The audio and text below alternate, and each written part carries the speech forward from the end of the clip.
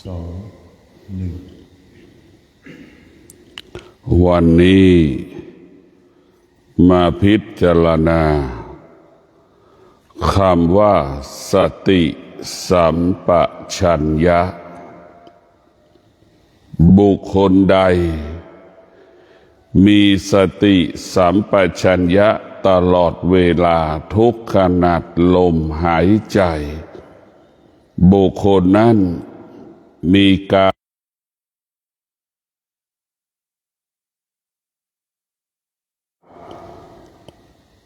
บุคคลที่รู้สึกตัวอยู่ตลอดเวลาบุคคลที่รู้จักตนเองความสงบก็จะเกิดขึ้นความสุขก็เกิดขึ้นความทุกข์ก็หายไปความวุ่นวายก็ไม่เกิดความกังวลใจก็หมดสิ้นไปพวกเราทั้งหลายบุคคลที่รู้จักตัวเองต่อรู้จักตนเองเป็นผู้ไม่ประมาทในการดำเนินชีวิตทุกลมหายใจผู้ที่มีสติสัมปชัญญะแล้ว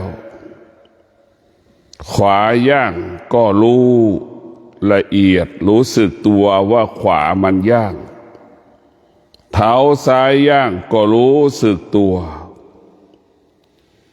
รู้สึกตัวทุกอริยบทไม่ว่าตาไม่ว่าหูไม่ว่าจมูกลิ้นกายใจที่มันสัมผัสรู้สึกมันสติสัมปชัญญะก็ประกอบไปด้วยสมาธิอยู่ในตัวมันอยู่ในตัวมันเองอยู่ในตัวสติสัมปชัญญะมีสมาธิเราจะยกเท้าขวาขึ้นก็รู้ว่ายกเท้าขวาขึ้นเราเท้าขวาจะย่างเราก็รู้เท้าขวาจะเหยียบเราก็รู้ส้นเท้าเราจะวางลงพื้นเราก็รู้แต่พวกเราทั้งหลายคำว่าสติสัมปชัญญะทำให้เรารู้สึกตัวเมื่อเรารู้สึกตัวเหมือนว่าตัวของเราเป็นของสิ่งที่เบานะไม่ใช่ของหนักเป็นของที่เบาทั้งสิ้นตั้งแต่เรายกเท้าขึ้นเบาๆนะครับว่าเบาๆก็คือละเอียดนั่นแหละเรารู้สึกตัวอยู่ตลอดเวลายกเท้าขึ้นเบาๆเนี่ยเรารู้สึกตัวนี่แหละคือทุกอริยบทเราจะรู้สึกตัวอยู่ตลอดเวลารู้สึกตัวก็รู้ทั่วถึงพร้อมตั้งแต่ตาหูจมูกลิ้นกายใจมือขวามือซ้ายเท้าขวาเท้าซ้ายอริยบทต่างๆที่เราจะนั่งจะนอนจะยืนจะเดินจะทำการใดๆเราก็รู้สึกตัวในพวกเราทั้งหลายคำว่ารู้สึกตัวก็ประกอบไปด้วยสติสติสมาธิจึงเกิดคำว่าสติสัมปชัญญะนั่นแหละพวกเราทั้งหลายในสติสัมปชัญญะก็ประกอบไปด้วยสมาธิและสติจึงทำให้เรารู้ว่ารู้สึกตัวอยู่ตลอดเวลาเมื่อคนทุกคนรู้สึกตัวอยู่ตลอดเวลาเมื่อคนทุกคนทำหน้าที่คนทุกคนก็จะเกิดคำว่าสำลิดผลในการทำหน้าที่การทำหน้าที่ก็สำลิดผลตลอดกาลเวลาสำคัญที่สุดเราต้องรู้สึกตัวสติสัมปชัญญะธรรมะภาคปฏิบัติให้เรารู้สึกตัวเช่นเราขนาดนี้เรานั่งสมาธินี่เรารู้สึกตัวว่าเรานั่งสมาธิไม่สงบเนี่ยนั่นแหละให้เรารู้สึกตัวว่าการเรานั่งสมาธิแล้วไม่สงบนั่นแหละคือธรรมะนั่นแหละคือธรรมะที่แท้จริงก็คือคำว่ารู้สึกตัวว่ามันไม่สงบนั่นแหละคือธรรมะแต่เรากลับไปสนใจว่ามันไม่สงบ แต่มาถ้าไม่สงบเราจะรู้สึกตัวได้ยังไงล่ะเรารู้ว่าไม่สงบนั่นแหละคือตัวสติสัมปชัญญะให้เรารู้สึกตัวนั่นแหละคือธรรมะรู้สึกตัวว่ามันสงบนั่นแหละคือธรรมะอะไรที่มันรู้สึกตัวนั่นคือเป็นธรรมทั้งสิ้นถ้าเราไม่รู้สึกตัวนี่เราจะกลายเป็นสัตว์เหมือนคนบ้าเหมือนคนเมาเหล้านะคนที่ไม่รู้สึกตัวเหมือนคนเมาเหล้านะคนไม่รู้สึกตัวเหมือนคนเป็นโรคประสาทเป็นคนไม่รู้สึกตัวในพวกเราทั้งหลายเราเป็นผู้ที่มีสติสัมปชัญญะจะตั้งมั่นตั้งใจทำสิ่งใดก็ตั้งใจคิดสิ่งใดก็อย่างละเอียดพูดสิ่งใดก็เป็นความจริงเนี่ยบุคคลที่มีสติสัมปชัญญะทำความจริงพูดความจริงคิดสิ่งที่เป็นความจริงให้เป็นประโยชน์เกิดประโยชน์ต่อตนเองและบุคคลอื่นๆนี่แหละสติสัมปชัญญะพวกเราทั้งหลายมันก็เหมือนกระจกส่องหน้าเรานั่นแหละเราจะเห็นตัวเองเราถ้ามีสติสัมปชัญญะเราจะเห็นว่าเราลำบากยากจนเราก็มีสติสัมปชัญญะที่จะแก้ไขความลำบากยากจนนี่แหละคือสติสัมปชัญญะให้เรารู้สึกตัวพวกเราทั้งหลายเรานั่งสมาธินั่งแล้วไม่สงบเราก็จะมีสติสัมปชัญญะที่จะแก้ไขนั่งแล้วไม่สงบเมื่อเรารู้แล้วนั่งไม่สงบเราก็จะเป็นต้องเป็นเดินจงกรมในพวกเราทั้งหลายเราจะเดินจงกรม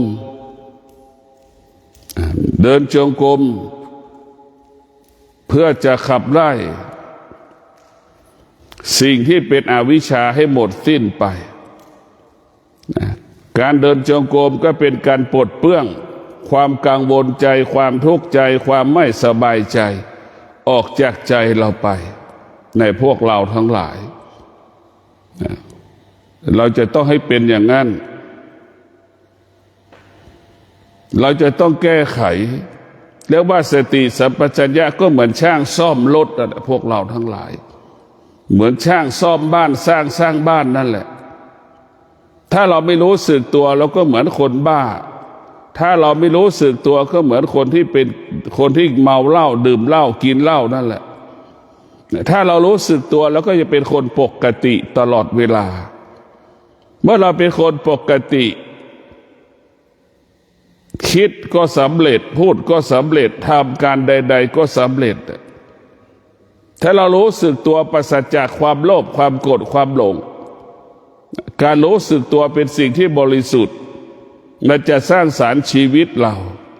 พัฒนาชีวิตเรายกระดับจิตของเราแต่รู้สึกตัวประกอบไปด้วยความโลภความโกรธความหลงเนี่ยมันจะพาเราไปสู่หายนะพาไปสู่ที่ต่ำนำไปสู่ที่มืดพบแต่ความลำบากยากจนตลอดเวลาพวกเราทั้งหลายเรามีสติสัมปชัญญะ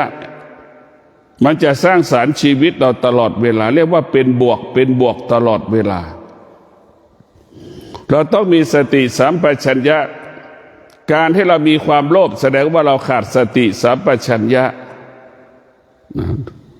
การที่เราโกรธก็เป็นการขาดสติสัมปชัญญะไม่รู้สึกตัวตบต่อยตีกันทะเลาะกันขัดแย้งกันเนี่ยเราไม่รู้สึกตัวก็เหมือนหมาที่มันกัดกันแล้วหยุดยั้งไม่ได้เห็นไหมนั่นแหละหมามันไม่มีสติหมามันไม่รู้สึกตัวแต่คนมีสติเนี่ยคนจึงรู้สึกตัวหยุดยั้งความรู้สึกได้เพราะคนมีสติกับจิตสัตว์ทั้งหลายไม่มีแต่จิตไม่มีสติมันถึงแตกต่างกันพวกเราจะเห็นว่าสัตว์มันกีดมันกัดกันนะมันชนกันมันตีกันเนี่ยมันไม่บรรยะบรรยังตัวใดตัวหนึ่งตายคาเวทีที่มันแสดงที่มันชนกันตัวใดตัวหนึ่งจึงเจ็บทุกข์ทรมานถึงจะยอมถอย ในพวกเราทั้งหลายมนุษย์นี่มีสติสัมปชัญญะเหมือนดังนายกอนุทินมีสติรู้สึกตัวว่าไม่สามารถปกป้องชีวิตพี่น้องหาดใหญ่ได้จึงขอโทษพี่น้องหาดใหญ่ทุกสถานที่ที่นายกอนุทินไปทุกสถานที่ของจังหวัดหาดใหญ่นี่แหละคือการรู้สึกตัวเมื่อรู้สึกตัวคนก็ให้อภัยยกโทษลดโทษลดความเกลียดลดความชังอันนี้แหละคือเรารู้สึกตัวประชาชนมีสติสัมปชัญญะก็รู้สึกตัวว่าน้ำมันใหญ่ไม่สามารถที่จะปกป้องไม่ให้น้ำท่วมหาดใหญ่ได้นี่ผู้คนก็จะมีสติสัมปชัญญะก็จะลดโทษไม่เครียดแค้นนายกอนุทินนี่แหละพวกเราทั้งหลายประชาชนก็ต้องมีสติสัมปชัญญะรู้สึกตัวอยู่กับความเป็นจริงน้ำมันเกินสามารถมันเกินความสามารถที่รัฐบาลจะแก้ไขได้เราก็ต้องยอมรับมันเรียกว่ามีสติสัมปชัญญะรู้สึกตัวอยู่กับความเป็นจริงนะอยู่รู้สึกตัวอยู่กับความเป็นจริงความจริงทั้งหลายเนี่ยมันเปลี่ยนแปลงอยู่เช่นน้ำมันท่วมก็เป็นความจริงแล้วที่สุดน้ำท่วมก็เปลี่ยนแปลงให้เราเข้าใจเช่นนี้ขยะที่มันกองเหมือนภูเขาที่น้ำท่วมพามาที่สุดขยะมันก็หายไปจากถนนทุกสายของหาดใหญ่นี่แหละพวกเราเข้าใจแล้วอยู่กับรู้ความจริงละความจริงเนี่ยความจริงที่จริงมันก็ยังเปลี่ยนแปลงมันเป็นความจริงขั้นต่ำมันเป็นความจริงของธรรมชาติเกิดที่บอกแล้วว่าสิ่งมีชีวิตก็ดีสิ่งไม่มีชีวิตก็ดีมันเปลี่ยนแปลงแต่แม้สิ่งมีชีวิตมันเปลี่ยนแปลงสิ่งไม่มีชีวิตมันก็เปลี่ยนแปลงเนี่ยเวลานี้ความหนาวเย็นปรากฏขึ้นกับคนภาคเหนืออีกครับภาคใต้ฝนกำลังตกอย่างเงี้ยครับแต่พวกเรานึกดูกันนี่คือการเปลี่ยนแปลงบุคคลที่มีสติบุคคลที่มีสติก็หาผ้าห่มหาเสื้อเก่าๆที่เรามีอยู่เอามาซ้อนนุ่งซ้อนกันนี่แหละบุคคลที่มีสติก็จะรักษาผลประโยชน์บุคคลที่ขาดสติก็ไปหาซื้อเสื้อใหม่มานุ่งในฤดูหนาวอวดด้วยซื้อด้วยอวดด้วยให้คนชมตัวเองด้วยเนี่ยอันนี้แหละคนขาดสติก็จะไปซื้อเสื้อทั้งที่เสื้อเราก็ยังมีอยู่ในตู้ที่เราเก็บแต่เราไม่ใช้คิดว่าล้าหลังโบราณคิดว่ามันเก่าใหม่ไม่มีถ้าเรามีสตินี่ใหม่อยู่ตลอดเวลาเราขาดสตินั่นแหละเป็นของเก่าทันทีอะไรก็แล้วแต่ถ้าเรามีสติเป็นของใหม่ทั้งสิ้นถ้าเราขาดสติก็เป็นของเก่าทั้งสิ้นดังคนที่ขาดสติก็ไปซื้อเสื้อใหม่เนี่ยไปซื้อเสื้อใหม่เพื่ออวดเขา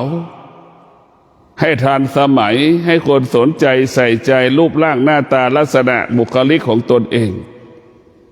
อันนี้แหละพวกเราทั้งหลายเรามีสติกับคนขาดสติต่างกันอย่างไรคนที่มีสติสัมปชัญญะเป็นผู้รู้สึกตัวอยู่กับความเป็นจริงเสื้อผ้ากันหนาวเรามีอยู่ในตู้เราก็จะหามาซ้อนกันนุ่งและผู้ที่มีสติสัมปชัญญะจะอยู่กับความเป็นจริงว่าเสื้อทุกตัวกางเกงทุกตัวใส่เพื่อปกปิดร่างกายการร้อนกันหนาวกันแมลงกัดต่อยนี่แหละเรียกว่ารู้ความจริงอยู่กับความเป็นจริงในพวกเราชีวิตของเราก็เป็นเช่นนี้เป็นแบบนี้แหละพวกเราคือมันไม่มีอะไรมีแต่คำว่าว่างเปล่าทั้งสิ้นเราจะเป็นต้องว่าสติสัมปชัญญะให้เรารู้สึกตัวอยู่กับความเป็นจริงลูกคนไหนที่มีสติสัมปชัญญะลูกคนนั้นก็จะรู้สึกตัวว่ามีแม่จะต้องดูแลแม่จะต้องหาข้าวให้แม่กินจะสิ้นเดือนนี้จะต้องหาแม่ให้เงินแม่ใช้อย่างนี้พวกเราทั้งหลายนี่แหละเรามีสติสัมปชัญญะเราจะต้องพิจารณา ว่าสิ้นเดือนแล้วเราต้องหาเงินให้แม่ใช้ถึงเวลาจะต้องส่งเงินให้แม่ใช้จ่ายในชีวิตประจำวันมีสติสัมปชัญญะเราก็จะมีความขยันเราก็จะมีความอดทนในการประกอบอาชีพปฏิบัติหน้าที่เพื่อจะได้เงินมาให้แม่ซื้อปัจจัยสี่ในการดำรงชีพนี่แหละคือลูกที่มีสติสัมปชัญญะมันจะสร้างสรรค์ตรงกันข้ามลูกที่ขาดสติสัมปชัญญะไม่รู้สึกตัวเบียดเบียนพ่อแม่ไม่หาเงินให้พ่อแม่ยังไปบังคับพ่อแม่ไปหาให้พ่อแม่ไปกู้เงินหาพ่อแม่ไปหาเงินเพื่อเอาเงินมาให้ตัวเองใช้จ่ายในชีวิตประจำวันนี่แหละคือลูกที่ขาดสติสัมปชัญญะมันจะมีแต่คำว่าทำลายนะพวกเราทั้งหลายมันจะไม่มีคำว่าสร้างสรรค์มีแต่คำว่าเบียดเบียนตลอดเวลานะพวกเราต้องมีสติสัมปชัญญะให้เรารู้สึกตัวอยู่ตลอดเวลามันจะเกิดคำว่าพัฒนามันจะเกิดคำว่ายกระดับจิตขึ้นนะภาษาชาวโลกเรียกว่าเกิดการพัฒนาถ้าภาษาธรรมะปฏิบัติเราจะยกระดับจิตเรารู้สึกตัวยกระดับจิตเราขึ้นทุกวันเนี่ยเรารู้สึกตัวตลอดนะบุคคลลูกที่มีสติสัมปชัญญะเนี่ยห่วงหาอาวรณ์แม่ตลอดเวลายามที่ได้กินของที่ดีมีของที่ดีๆก็คิดถึงแม่นี่แหละพวกเราทั้งหลายอยากแบ่งปันอะไรให้แม่ตลอดเวลาแม่จะอยู่ในหัวใจลูกที่มีสติสัมปชัญญะตลอดเวลานี่แหละพวกเราทั้งหลายคนที่ขาดสติสัมปชัญญะแม่ไม่มีอยู่ในหัวใจมีแต่คนอื่นๆอยู่ในหัวใจมีแต่สิ่งอื่นๆอยู่ในหัวใจของบุคคลที่ขาดสติสัมปชัญญะบุคคลที่มีสติสัมปชัญญะมากกว่าคนทั่วไปก็พากันมาปฏิบัติธรรมเรียกว่าพากันมาปฏิบัติธรรมคนที่ขาดสติสัมปชัญญะก็ไม่มาปฏิบัติธรรมผู้ที่มีสติสัมปชัญญะจะดำรงตนด้วยศีลผู้ที่มีสติสัมปชัญญะดำรงตนด้วยสมาธิผู้ที่มีสติสัมปชัญญะจะใช้ปัญญาคนที่ขาดสติสัมปชัญญะจะล่วงละเมิดศีลเป็นอาจินดั่งคนกลุ่มหนึ่งป่านนี้ยังไม่นอนป่านนี้ยังไม่ได้นอนป่านนี้ยังไม่ได้เข้าบ้านยังนั่งดื่มเหล้านั่งกินเหล้านั่งเต้นนั่งฟ้อนนั่งลำกันอยู่ไหมนี่คนขาดสติสัมปชัญญะใช้แต่ความรู้สึกใช้แต่ความคิดใช้แต่ความรู้สึกใช้แต่ความคิดตามใจตนเองเป็นไปตามที่ตัวเองต้องการนั่นแหละคือสติสัมปชัญญะคนที่ขาดสติสัมปชัญญะตามใจตนเองจะถูกต้องไม่ถูกต้องไม่ชอบธรรมก็ไม่สนใจจะผิดจะถูกก็ไม่สนใจแต่แบบพวกเราถ้าเรามีสติสัมปชัญญะเราจะอยู่ในความดีอยู่ตลอดเวลาความไม่ดีจะไม่ทำจะทำแต่สิ่งที่ดีๆเท่านั้นจะทำแต่สิ่งที่ดีๆคำว่าดีก็คือทำกายของเราต้องประกอบไปด้วยศีลจิตและประกอบไปด้วยสมาธิและปัญญาเรียกว่าจึงเกิดคำว่าสติสัมปชัญญะสมบูรณ์บริบูรณ์แต่พวกเราต้องพิจารณาว่าสติสัมปชัญญะให้เรารู้สึกตัวตั้งมั่นรู้สึกตัวว่าตั้งบ้านวันนี้เราจะนั่งสมาธิให้ได้6 ชั่วโมงนี่เราจะมีความว่ารู้สึกตัวเราจะนั่งสมาธิได้6 ชั่วโมงนี่แหละคือสติสัมปชัญญะจะนั่งสมาธิให้ได้6 ชั่วโมงในพวกเราสติสัมปชัญญะมีความสำคัญมีความจำเป็นต่อการมีชีวิตอยู่ของมนุษย์โลกการอยู่ร่วมกันแล้วจะเกิดความสุขก็เพราะสติสัมปชัญญะทุกคนรู้สึกตัวพ่อแม่ลูกทุกคนมีความรู้สึกตัวอยู่ตลอดเวลาพ่อแม่มีความสุขแน่พวกเราทั้งหลายถ้าลูกในคนในครอบครัวรู้สึกตัวบ้างไม่รู้สึกตัวบ้างเนี่ยพ่อแม่ไม่มีพ่อแม่อยู่ไม่มีความสุขเพราะลูกจะขัดแย้งกัน ลูกคนหนึ่งก็ตามใจลูกคนหนึ่งก็ตามใจคนหนึ่งก็เบียดเบียนลูกคนหนึ่งก็สร้างสรรค์เห็นไหมมันไม่สมดุลกันพวกเราทั้งหลายเพราะลูกครอบครัวไหนก็แล้วแต่ที่มีลูกมีสติสัมปชัญญะแล้วมันจะมีความเคารพเกรงใจกันให้เกียรติกันนี่แหละคนพูดที่มีสติสัมปชัญญะจะให้เกียรติพ่อแม่จะให้เคารพพ่อแม่สามีที่มีสติสัมปชัญญะเคารพเรียกว่าให้เกียรติให้เกียรติภรรยาตนเองภรรยามีสติสัมปชัญญะก็ให้เกียรติให้ความเคารพกับสามีตนเองนี่แหละคือธรรมะมันจะทำให้เราเกิดสันติสุขมันจะเกิดความสงบสุขนั่นคือสติสัมปชัญญะคนทุกคนต้องรู้จักตัวเองคนทุกคนต้องรู้สึกตัวอยู่ตลอดเวลาการรู้สึกตัวคือรู้จักหน้าที่ที่จะต้องทำรู้สึกตัวรู้จักหน้าที่ที่ต้องปฏิบัติเหมือนเรามาปฏิบัติธรรมสายเอกเราจะต้องมีสติปฏิบัติธรรมเราไม่ได้หน้าที่เราไม่ได้มีหน้าที่ที่เป็นจับกลางเป็นกรรมมาก่อนต้องมาทำงานให้กับทางสายเอกนี่ไม่ใช่เพราะฉะนั้นเรามีสติสัมปชัญญะรู้จักหน้าที่ตนเองคือเรามาปฏิบัติธรรมเราจะต้องมีสัจจะนะบอกเราต้องมีสัจจะจะนั่งสมาธินอกเวลาที่ทางวัดไม่ได้กำหนด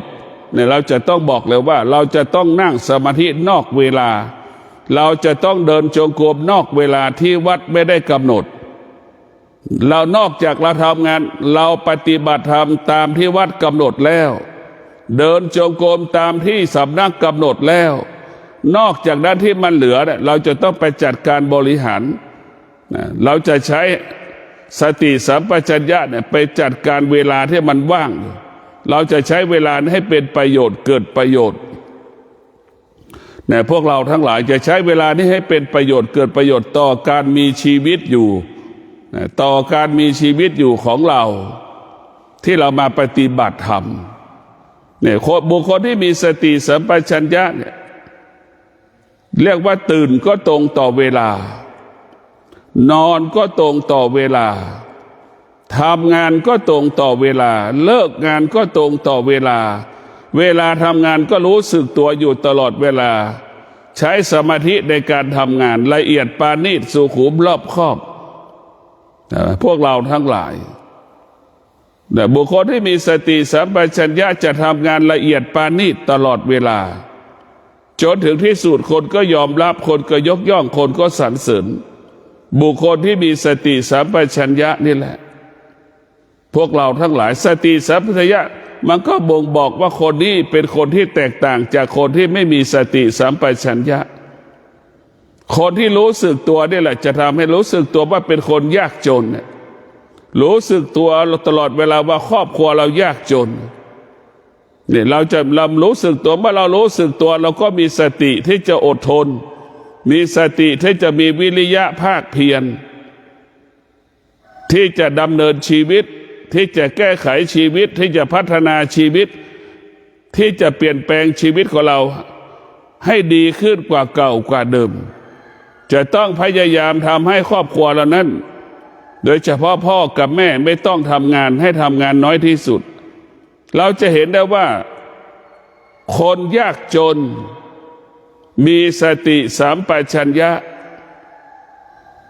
จึงทำให้ชีวิตอุดมสมบูรณ์ด้วยทรัพย์สมบัติปัจจัยสี่พ่อแม่อยู่ดีกินดีมีกินมีใช้เหลือกินเหลือใช้นี่แหละลูกเรียกว่าครอบครัวหรือบุคคลที่มีสติสัมปชัญญะรู้จักตัวเองว่ายากจนจึงอดทนวิริยะภาคเพียรจนถึงที่สุดแล้วก็เปลี่ยนแปลงจากคนที่อดอยากก็เป็นคนที่มีกินจากคนที่ไม่มีของเครื่องอำนวยความสะดวกก็มีเครื่องอำนวยความสะดวกในการดำเนินชีวิตนี่แหละธรรมะก็คือเป็นผู้เปลี่ยนแปลงชีวิตของเราคือสติสัมปชัญญะรู้สึกตัวตรงกันข้ามลูกเศรษฐีทั้งหลายขาดสติสัมปชัญญะมีชีวิตประมาทในการดำเนินชีวิตเนี่ยพวกเราทั้งหลายมีชีวิตที่ประมาทในการดำเนินชีวิต ใช้ชีวิตฟุ่มเฟือยกินเที่ยวเล่นไม่ยอมทำงานในพวกเราทั้งหลายทำงานก็ไม่เต็มร้อยให้ลูกน้องทำในพวกเราทั้งหลายจนถึงที่สุดเศรษฐีลูกเศรษฐีที่ขาดสติสัมปชัญญะมันก็เพลิดเพลินสนุกสนานกับการใช้เงินเพลิดเพลินอยู่กับสังคมก็อยู่กับความไม่เป็นจริงจนท้ายสุดก็ใช้เงินจนถึงที่สุดเศรษฐีก็กลายเป็นคนยากจนเพราะขาดสติสัมปชัญญะนะเมื่อเราขาดสติสัมปชัญญะแล้วเราก็กลายเป็นคนยากจนคนรอบๆข้างรอบๆบ้านรอบๆตัวเราก็รู้มีเยอะแยะจากคนที่มีกินกับไม่มีกินกับที่คนมีบ้านอยู่กับไม่มีบ้านอยู่ใช่ไหมนี่แหละพวกเราทั้งหลายเรียกว่าเศรษฐีกับเป็นยาจกกับเป็นเศรษฐียาจกที่เป็นเศรษฐีเพราะมีสติสัมปชัญญะรู้สึกตัวสร้างสรรค์ชีวิตพัฒนาชีวิตยกระดับจิตยกระดับความเป็นอยู่ไอ้เศรษฐีกลายเป็นยาจกเพราะขาดสติเบียดเบียนใช้ทรัพย์ใช้สมบัติอยู่กับสังคมเล่นการพนันมีความประมาทพวกเราทั้งหลายมันจึงเกิดคำว่ายากจนนี่แหละเราจะเห็นได้ว่าถ้าเราขาดสติสัมปชัญญะมีแต่คำว่าทำลายมีสติสัมปชัญญะมีแต่คำว่าสร้างสรรค์ถ้าเรามีสติสัมปชัญญะหาทรัพย์ก็ง่ายรักษาทรัพย์ก็เป็นใช้ทรัพย์ก็เป็นประโยชน์คนที่ขาดสติสัมปชัญญะอย่างลูกเศรษฐีเห็นไหมมีทรัพย์มีสมบัติใช้ทรัพย์สมบัติไม่เป็นเลยรักษาทรัพย์สมบัติก็ไม่ได้แต่พวกเราทั้งหลายท้ายสุดลูกเศรษฐีลูกคนที่มีกินกับเป็นคนยากจนเป็นคนที่ลำบากเป็นคนที่ขัดสนดังที่ปรากฏต่อสาธารณชนทุกวันนี้นะพวกเราทั้งหลายพระพุทธเจ้าถึงสอนให้เรามีสติสัมปชัญญะโดยเฉพาะผู้ที่ปฏิบัติธรรมเนี่ยก็ปฏิบัติธรรมเนี่ยดำรงตนในการมีสติสัมปชัญญะเนี่ยนะมันก็จะสะสมแก่นสาระของธรรมทุกวันเรียกว่ามีสติสัมปชัญญะจะพิจารณาตาเราจะให้ตาเห็นรูปเราจะไม่เกิดอาการชอบใจไม่ให้เกิดอาการไม่ชอบใจไม่ให้เกิดอาการสุขใจไม่ทุกข์ใจนี่แหละเรามีสติสัมปชัญญะเราจะพัฒนาตาเราจะควบคุมตาของเราพอเสร็จแล้วก็ไปเอาหูต่ออีกเราจะไม่ให้หูเราตกอยู่ใต้อำนาจชอบใจไม่ชอบใจพอใจไม่พอใจสุขก็ไม่ให้เกิดทุกข์ก็ไม่ให้เกิดนี่แหละคือเรารู้สึกตัวที่จะแก้ไขชีวิตของเราแก้ไขตรงที่ไหนคือแก้สติสัมปชัญญะเป็นเหมือนบอกเราว่าช่างสร้างบ้านช่างซ่อมรถนั่นแหละปรับปรุงเปลี่ยนแปลงแก้ไขให้ชีวิตเราเกิดความดีงามความปัญหาทั้งหลายพวกเราทั้งหลายปัญหาทั้งหลายมันเกิดที่ไหนมันก็เกิดจากมันอาศัยตาหูจมูกลิ้นกายใจนี่แหละเราจำเป็นต้องใช้สติสัมปชัญญะไปอยู่กับตาหูจมูกลิ้นกายใจของเราแต่พวกเราเมื่อสติสัมปชัญญะอยู่ที่ตาหูจมูกลิ้นกายใจแล้วตาก็รู้สึกตัวว่าทำหน้าที่รู้เฉยๆเห็นไหมหูก็รู้จักตัวเองว่าทำหน้าที่รับรู้เฉยๆในเสียงนั้นจมูกก็รับรู้สึกได้กลิ่นเฉยๆกลิ่นหอมกลิ่นเหม็นเราก็ไม่สำแดงอาการไม่ออกอาการนั่นแหละเรารู้สึกเฉยๆนี่แหละคือเราฝึกสติสัมปชัญญะให้เรารู้สึกตัวมันลิ้นสัมผัสกับรสชาติอาหารรสสัมผัสกับผลไม้ต่างๆก็ให้มันรู้สึกเฉยๆเราก็ไม่เกิดอาการไม่สำแดงอาการดีใจชอบใจนี่แหละสติสัมปชัญญะพวกเราทั้งหลายเป็นตัวแก้ไขเป็นตัวพัฒนาเราฝึกมันให้เป็นอย่างนี้แต่พวกเราทั้งหลายต้องมีสติสัมปชัญญะฝึกกายมันสัมผัสกับหนาวก็รู้เฉยๆไม่ออกอาการไม่สำแดงอาการจิตมันสัมผัสกับกายของเราสัมผัสกับความหนาวเย็นความร้อนของหนักของแข็งทิ่มเราก็รู้เฉยๆจิตมันอึดอัดจิตมันเบื่อหน่ายจิตมันรำคาญก็ให้เรารู้เฉยๆ ให้เรารู้เฉยๆในพวกเราทั้งหลายนี่แหละเมื่อเรารู้เฉยๆนี่แหละคือเป็นการควบคุมมันหรือการบังคับให้มันอยู่ในบังคับมันให้อยู่ในเงื่อนไขของสติสัมปชัญญะสติสัมปชัญญะจะทำให้เรารู้สึกตัวในการดำเนินชีวิตแต่ละวันแต่ละวัน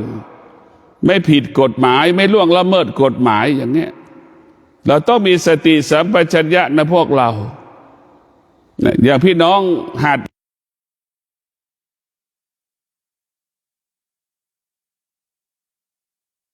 น้อยใจอย่าเสียใจว่าเราไม่มีอะไรสักอย่างเราคิดถึงวันที่เราเกิดมาเราก็ไม่มีอะไรมาวันที่เราเกิดเราก็ไม่มีเสื้อผ้าติดตัว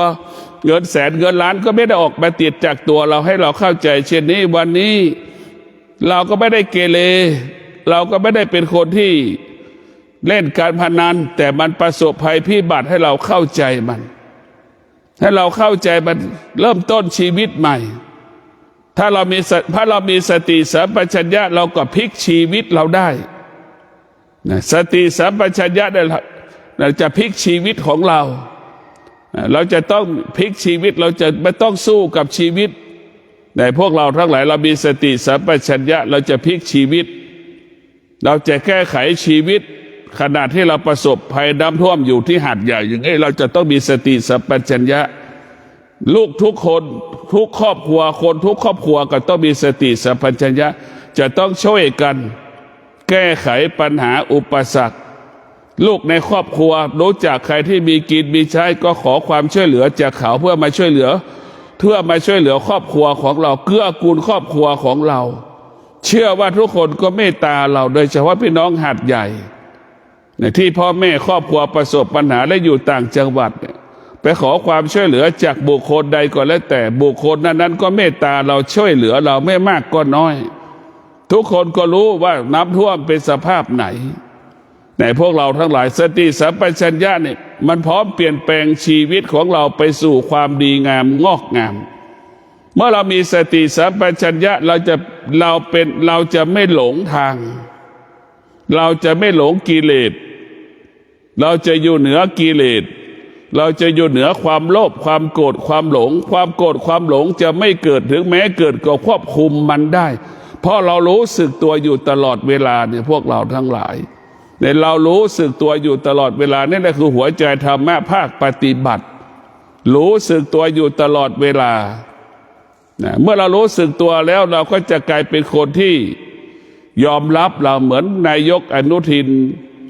ขอโทษประชาชนรู้สึกตัวไม่ผิดไปไม่สามารถปกป้องคุ้มครองรักษาชีวิตทรัพย์สินประชาชนได้เนี่ยก็ขอโทษประชาชนในพวกเราทั้งหลายนี่แหละคือสติสัมปชัญญะผิดก็รู้ว่าผิดทำได้ดีก็รู้ว่าทำได้ดีทำได้ไม่ดีก็รู้ว่าทำได้ไม่ดีสติสัมปชัญญะคืออยู่กับความเป็นจริงอยู่กับความเป็นจริงพวกเราสติสัมปชัญญะอยู่กับความเป็นจริงเท่านั้นสติสัมปชัญญะอยู่กับความเป็นจริงตลอดเวลาแต่พวกเราต้องคิดพิจารณาสติสัมปชัญญะอยู่กับความเป็นจริงเท่านั้นอยู่กับความเป็นจริงเราต้องมีสติพิจารณาชีวิตของเราชีวิตของเรานั้นมันต้องประกอบไปด้วยธรรมธรรมะของพระพุทธเจ้าได้เป็นจะสร้างสรรค์ชีวิต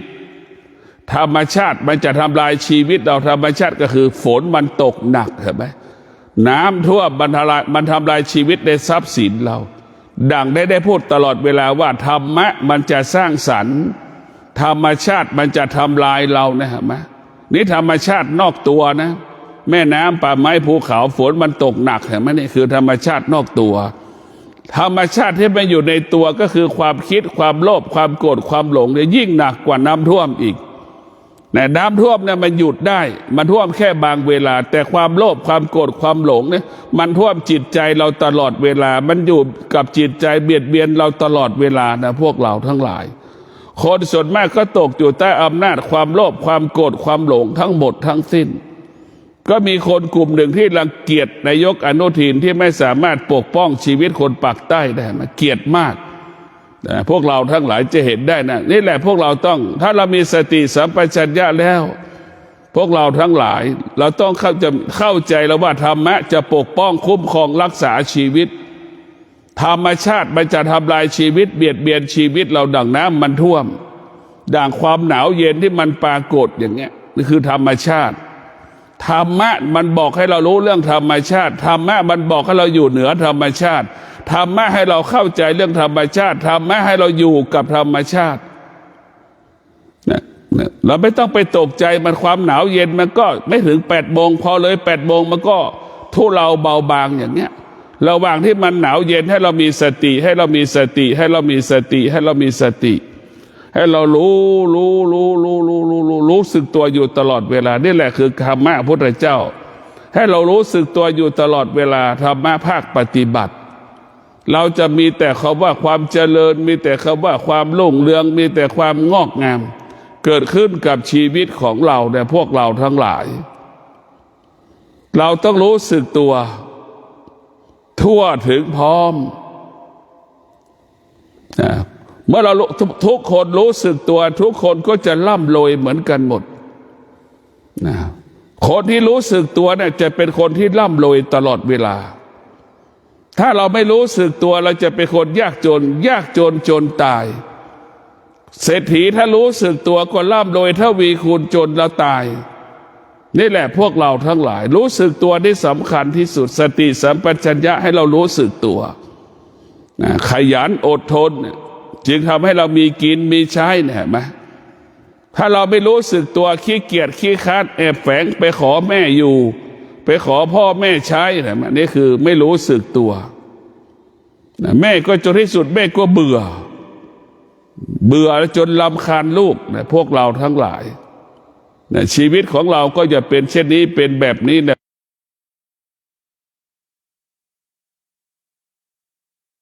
สติสัมปชัญญะเนี่ยมันเป็นธรรมะของพระพุทธเจ้าตั้งแต่เกิดเราจนเราตายเราจะหลุดพ้น